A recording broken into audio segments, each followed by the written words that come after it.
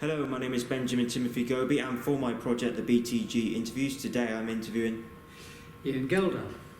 And I suppose I'm known for Game of Thrones, principally, for Torchwood, for Robin Hood, for Dark Materials, which is about to go out very shortly on the BBC, and many, many other things. I'm old enough to have done a lot of work.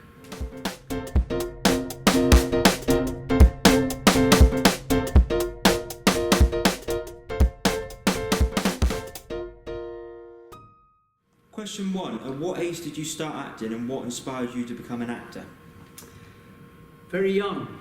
I was very young because my parents were both very keen amateur actors, and they couldn't afford babysitters, so they used to take me down to the theatre. So from a very early age I started seeing actors and lights, and I got terribly excited about the whole thing. And then I started appearing in kind of amateur shows, and I kind of thought, oh, well, you know, I rather like this. And so I applied to the National Youth Theatre, and I worked with the National Youth Theatre every summer for 5 years. And whilst I was doing that, I thought, no, this really is what I want to do. Applied for drama school, spent 2 years at Bristol Vic, and then went into the business. Yeah. Question 2. What has been your best and most challenging roles in your career? I suppose the most challenging was playing Richard II in Shakespeare's Richard II, which is an amazingly complex and complicated and exciting character to play, because he goes through every emotion known to man, but challenging physically and in every way. I would say that most Shakespearean roles, in a way, the big ones, are pretty challenging.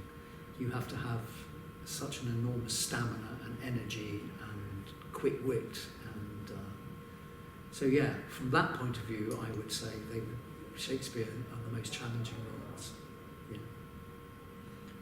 Question 3. Which actors, actresses and other members in the film and television industry have you enjoyed working with before, and are there any you would like to work with in the future? Yeah, that's hard, because there are so many. I suppose I really enjoyed working with an actor, Sir Nigel Hawthorne, who was a wonderful stage actor, but known for the film George III and for Yes Minister. And he was the most wonderful actor, and I had the privilege of working with him for quite some time, and I learnt a lot from him. I learnt a lot from the older actors that when I started out as a young actor, that taught me a lot. Actors like Anton Rogers, who taught me everything I know, I think, about playing of comedy and playing of farce, because he was an expert at it. And I love working with Diana Rigg on Game of Thrones, who's a legend way back from the Avengers, for those of you old enough to remember. That was an extraordinary experience. I've been lucky. I've worked with so many good. David Bradley, again from Game of Thrones, who's a wonderful actor. I think you were brilliant in Game of Thrones, I've got to say that. Well, that's very kind of you, thank you. Yeah. Julian, who's here today, Julian Glover, also Game of Thrones, who I've worked with throughout my career. Charles Dance, who I've worked with. It's very strange. Some actors you know about, I've been in the business 50 years now, and some of them you kind of work with regularly and you keep meeting up and it's great, and others you don't, and you suddenly 50 years later you go, oh my God, I've known about you forever, but I've never worked with you, how nice, and now we're working together. I really love having, quite topical, but when I see film actors, I've just seen The Joker, and Joaquin Phoenix is probably an actor I really, really admire, like I did Heath Ledger, who also played The Joker. Those film actors I really, really admire and would have loved the opportunity to work with. Tyrion. Uncle? Father? The rumors of your demise were unfounded. Sorry to disappoint you. And who are these companions of yours? This is Shagga, son of Dolph, chieftain of the Stonecrows. Timit, son of Timit, ruler of the Burned Men. This fair maid is Chella, daughter of Czech, leader of the Black Years. And here we have Bronn, son of... You wouldn't know him. May I present my lord father, Tywin, son of Tytos of House Lannister, Lord of Casterly Rock, Warden of the West. Kind of you to go to war for me. You left us no choice. The honor of the house was at stake. Your brother would never have submitted to capture so meekly. We have our differences, Jaime and I. He's braver. I'm better looking. He's been covering himself in glory. Jaime smashed the River Lords of the Golden Tooth, and now lays siege to Riverrun, Catelyn Stark's homeland. And the Starks, Lord Eddard? Is our hostage. He will lead no armies from his dungeon cell. How did my sweet sister persuade the king to imprison his dear friend Ned? Robert Baratheon is dead. Joffrey rules in King's Landing. My sister rules, you mean? Stark's son has called his banners. He moves south with a strong host. Green boy. One taste of battle and he'll run back to Winterfell with his tail between his legs. Maybe. Though the boy does have a certain belligerence. You'd like him. While we're on the subject of war, I made promises to my friends here. The Lannister always pays his debts. We shall require 3,000 helms and shields, plus swords, pikes, gorgets, maces. If it please my lord, Sir Adam bids me report that the Northmen have crossed the neck. The wolf rushes into the lion's jaws. So be it. Kevin, command the Drovers Beat Assembly. And send word to Jaime that I'm moving against Robb Stark. At once, my lord. Question 4. Is there any role or character you would like to portray in the future, or is there any particular TV show or film you would like to work on?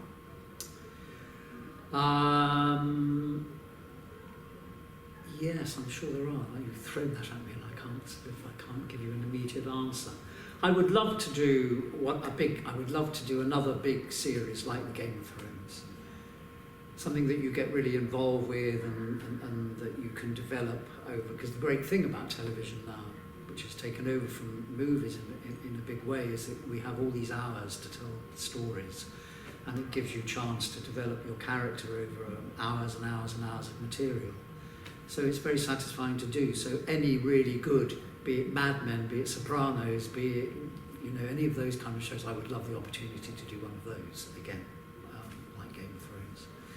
I'd like to play King Lear, going back to Shakespeare. I just like playing.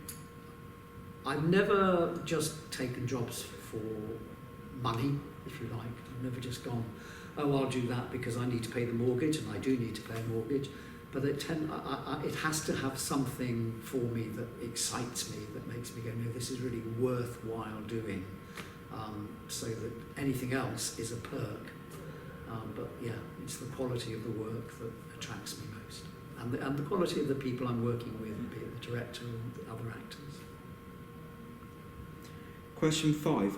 As an actor, how do you feel your career has adapted over the years, and which areas of acting do you feel you need to improve it? Probably film, because I haven't done a huge amount of film. And film is essentially about reacting. Theatre is much more about dialogue, your ability to work with words, your ability to work with the lines that the writer has given you.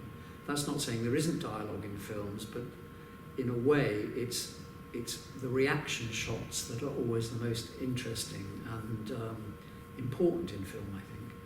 And I don't know whether I have done enough to actually hone that skill where you can literally be in front of a camera, and as long as you are engaged and you're thinking, you don't have to animate it in the same way that you do in the theatre. I haven't had as much experience in that line, so that's something I would like to improve upon. Okay. Question 6. What advice would you have for myself or any other young person looking to get a job as an actor or any other job in the film and TV industry? I think the most important thing is if there's anything else, I think a lot of actors will give you this advice, and it may sound boring, but I think unless it's the only thing that you want to do, it is such a competitive industry. It's such a difficult industry. There's lots of disappointment, there's lots of rejection. It's not great for mental health sometimes. So you've got to know why, you've got to go, I don't care, I'll cope with that, I'll be able to deal with that, because it's the only thing I want to do. If you think, actually, I suppose I wouldn't mind being that, or that might be interesting to be a vet, do it. Because, it's great being an actor, and there's wonderful things about it, but it's hard, and you have to accept the fact that you are going to spend a lot of time out of work, that you might not get, young actors coming out now have to have another job. It's very rare that you can go straight into an acting job and remain an actor and only an actor. Most of the young actors I know, I work with them, I do a play with them, I do a television with them, and I say, what are you doing next? And they say, oh, I'm going back to my day job. I work in this office, or I work in that shop. And that's kind of standard, because, anyway, I've said it. Okay. Yeah. Thank you very much, Ian.